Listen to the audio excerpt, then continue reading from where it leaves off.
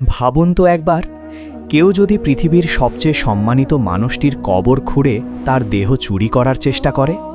হ্যাঁ, ইতিহাসে এমন এক ভয়ঙ্কর ঘটনা সত্যিই ঘটেছিল। ৮৫০ বছর আগে কিছু লোক গোপনে এক ভয়ানক পরিকল্পনা করেছিল। তাদের লক্ষ্য ছিল আমাদের প্রিয় নবী মোহাম্মদ সাল্লাল্লাহু আলাইহি ওয়াসাল্লামের পবিত্র দেহ চুরি করা। এমনকি তারা এতটাই পরিশীলিতভাবে আচরণ করত যে বাইরে থেকে কেউ বুঝত না তাদের মধ্যে কতটা ভয়ঙ্কর উদ্দেশ্য লুকিয়ে আছে। ঘটনাটি ঘটেছিল মাদিনা নগরীতে, যেখানে অবস্থিত বাইতুল নবী আলাইহি ওয়াসাল্লাম। এখানে সমাহিত আছেন নবীজি সাল্লাল্লাহু আলাইহি ওয়াসাল্লাম। ইতিহাসে বর্ণিত আছে, কিছু লোক নিজেদের মুসলমান পরিচয় দিয়ে মাদিনায় আসে। তারা মসজিদের কাছেই একটি ঘর ভাড়া নেয়। বাইরে তারা খুব ধার্মিকের মতো আচরণ করত, মানুষ তাদেরকে আলেম বা সাধু মনে করত। কিন্তু রাত হলে তারা শুরু করত ভয়ঙ্কর কাজ। গোপনে তারা মাটির নিচে সুড়ঙ্গ খুঁড়তে থাকে। সুড়ঙ্গটি এতটাই নিখুঁতভাবে তৈরি করা হচ্ছিল যে কেউ সন্দেহ করতে পারত না। ধীরে ধীরে তারা নবীজির রওজার দিকে এগোচ্ছিল। রাতের অন্ধকারে শুধুমাত্র মাটির শব্দ আর তাদের নিঃশ্বাস শোনা যেত। দিনের পর দিন তারা এই কাজ চালিয়ে যায়, কিন্তু কারও সন্দেহ হয়নি।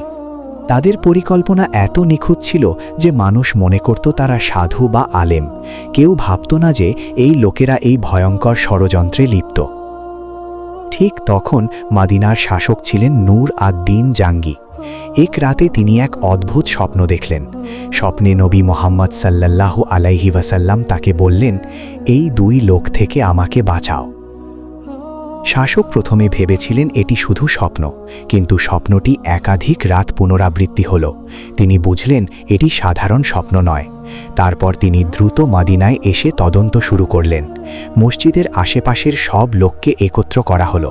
শাসক তখনও জানতেন না এই তদন্ত তাকে কত ভয়ঙ্কর সত্যের সামনে নিয়ে যাবে। স্বপ্নে দেখা দুই ব্যক্তিকে তিনি চিনে ফেললেন। তাদের ঘর তল্লাশি করে দেখা গেল ঘরের নিচে একটি লম্বা সুড়ঙ্গ তৈরি করা হয়েছে। এই সুড়ঙ্গ সরাসরি নবীজির কবরের দিকে এগিয়ে যাচ্ছিল। দর্শকরা ভাবুন কতটা ভয়ঙ্কর। রাতের অন্ধকারে এই দুজন লোক ধীরে ধীরে কবরের দিকে এগোচ্ছিল। কেউ বুঝত না যে পৃথিবীর সবচেয়ে সম্মানিত মানুষের প্রতি এই ভয়ঙ্কর ষড়যন্ত্র চলছে। শাসক তৎক্ষণাৎ ব্যবস্থা নেন।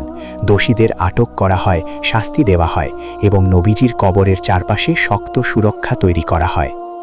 কিন্তু এইটুকুই নয়, শাসক নতুন নিরাপত্তা ব্যবস্থা নেন। ধর, সুড়ঙ্গ এবং আশেপাশের এলাকা বিশেষ নজরদারি শুরু হয়। কিছু গোপন পথ বন্ধ করা হয়। মসজিদের চারপাশে বিশেষ পাহারা বসানো হয়। এভাবে আজ পর্যন্ত কেউ নবীজির রওজার কাছে পৌঁছতে পারেনি। এই ব্যবস্থা এমনভাবে করা হয়েছিল যে কোনো মানুষ আজও নবীর রওজার কাছে গোপনভাবে যেতে পারে না। এটি শুধু ইতিহাস নয়, এটি আমাদের জন্য শিক্ষার একটি শক্তিশালী উদাহরণ। আজও বাইতুল নবী আলাইহি ওয়াসাল্লামে সেই জায়গা অত্যন্ত নিরাপদ। মুসলমানরা এখনও স্মরণ করে আল্লাহ নিজেই তার নবীর সম্মান ও মর্যাদা রক্ষা করেন। সুবহানাল্লাহ, যাকে আল্লাহ রক্ষা করেন তাকে কেউ কখনো ক্ষতি করতে পারে না। কিন্তু ভাবুন, যদি শাসক স্বপ্ন না দেখতেন, যদি আল্লাহর রক্ষা না হতো, ইতিহাস হয়তো একেবারে ভিন্ন হতো। এই ঘটনার মাধ্যমে আমরা শিখি আল্লাহর প্রিয়দের নিরাপত্তা কোনো মানুষের হাতে নয়। নিশ্চয়ই এটি অবিশ্বাস্য। তবে রহস্য শেষ হয়নি। কেন আজও কেউ নবীজির রওজার কাছে যেতে পারে না? ভিডিওর পরবর্তী অংশে আমরা দেখব সেই গোপন নিরাপত্তা ব্যবস্থা যা ৮৫০ বছর ধরে রহস্যময়ভাবে কাজ করছে। এটি দেখার পর আপনার বিশ্বাস আরও দৃঢ় হবে যে আল্লাহর প্রিয় নবীর নিরাপত্তা সর্বদা তার নিয়ন্ত্রণে। দর্শকদের জন্য প্রশ্ন: ১.